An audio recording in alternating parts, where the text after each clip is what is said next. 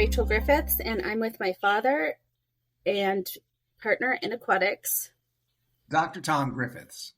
Welcome to the Drowning Files, where each week we share a lawsuit we've been involved in or another true story with suggestions to learn from these tragedies to save lives.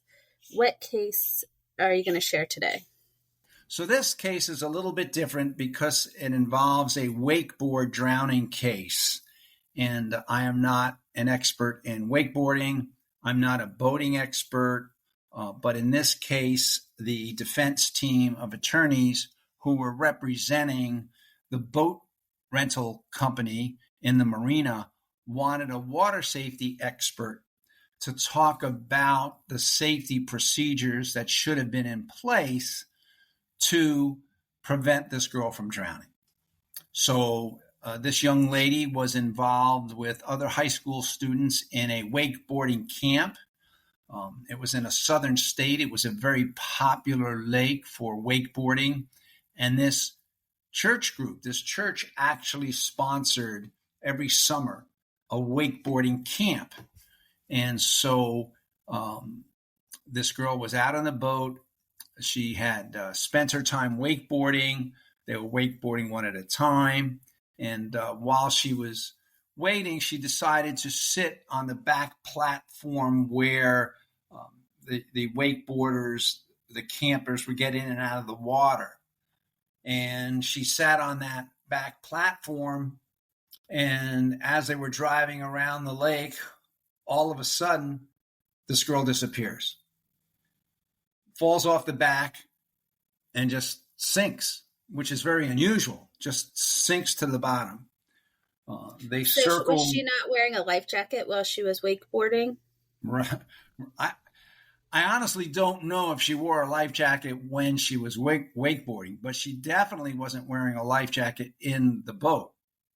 So all she had on was her bathing suit. And when she slipped into the water and some people noticed that all of a sudden she wasn't there, they started circling around where they were to see if they could spot her. They couldn't spot her. They radioed for help. And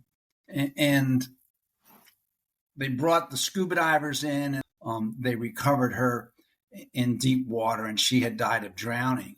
Now, the key to this case was the autopsy found that she had significantly high levels of carbon dioxide in her system, and they ruled that she had carbon dioxide poisoning. So this was an older engine, outboard engine, that exhaled carbon dioxide fumes, if you will, expel them from the motor. Today's engines don't do that, but she sat on the back without a life jacket, took in a lot of carbon monoxide. I said dioxide, carbon monoxide. Apparently passed out, fell into the water, and drowned. So that's the case that I have for you today. Were there other people on the boat supervising, or friends or buddies? Well, here's the deal. That's a good question, and that's one of the key points of this case. There were other campers, other wakeboarders in the boat. As I recall, there was somewhere between 6, 7, 8 young ladies in the boat. There was a boat driver, but whether you're water skiing or wakeboarding or even tubing, you need to have a safety lookout, because a driver of a boat cannot drive safely and be looking behind him or her to see how the wakeboarder is doing.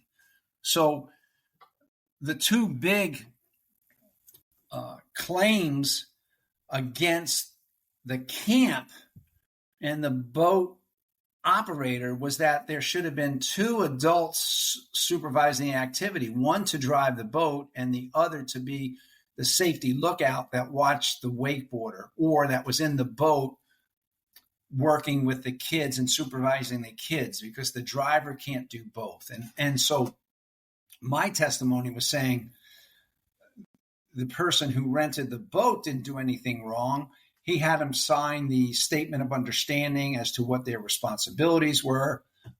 everybody in the boat needs to be wearing a life jacket all the time, particularly in a fast moving activity like this, and they weren't wearing life jackets. So my opinion was that the negligent lied on the shoulders of the boat driver, the boat owner, not the boat owner, excuse me, the boat driver, boat operator, the camp, and not the person or the organization that rented the boat that day.